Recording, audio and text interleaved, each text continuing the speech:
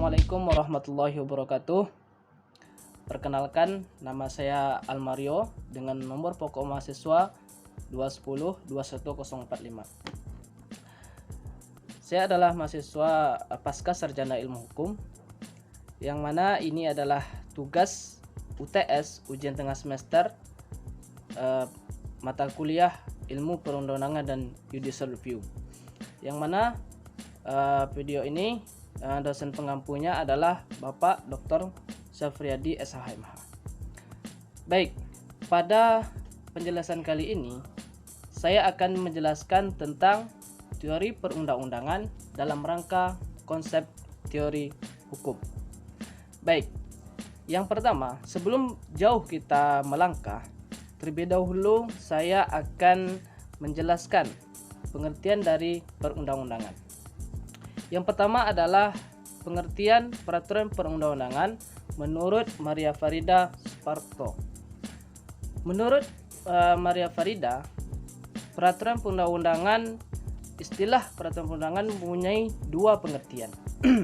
Yang pertama yaitu peraturan perundang-undangan merupakan proses membentuk atau membentuk peraturan-peraturan negara baik dari tingkat pusat maupun ke tingkat daerah.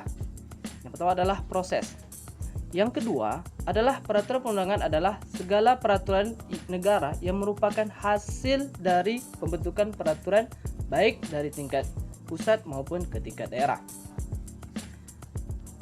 Yang kemudian saya akan menjelaskan tentang pengertian dari peraturan perundang-undangan berdasarkan Undang-Undang Nomor 12 Tahun 2011 tentang pembentukan peraturan perundangan.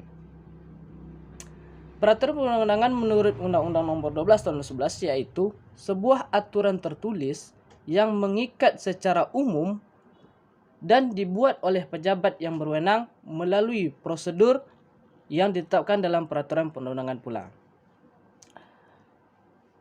Terlebih dari pengertian-pengertian dari peraturan perundang-undangan,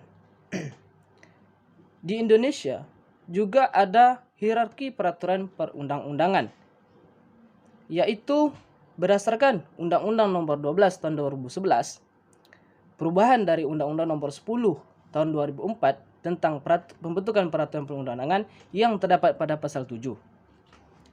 Adapun hierarki ataupun tingkatan-tingkatan dari peraturan perundang-undangan ini, yang pertama adalah Undang-Undang Dasar 1945, yang kedua TAP MPR, yang ketiga undang-undang ataupun peraturan Perpu, peraturan pemerintah pengganti undang-undang, yang selanjutnya adalah peraturan pemerintah, peraturan presiden, peraturan daerah tingkat provinsi, dan peraturan daerah tingkat kabupaten dan kota. Baik, kita lanjutkan kepada tahap teori hukum. Oke. Di sini saya akan menjelaskan tentang teori hukum tentang perundang-undangan yang disampaikan oleh Hans Kelsen. Adapun nama teori hukum dari Hans Kelsen adalah tentang teori Steuven, yang mana menyebutkan bahwasanya norma yang di bawah itu tidak boleh bertentangan norma-norma yang berada di atasnya.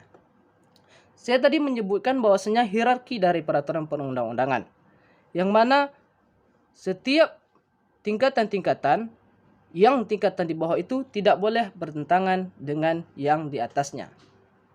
Juga ada namanya dengan ground norm ataupun hukum dasar, yang mana hukum dasar ini adalah sebagai acuan dari peraturan-peraturan yang di bawahnya untuk membentuk peraturan-peraturan yang akan dibuat. Jadi demikian yang dapat saya sampaikan.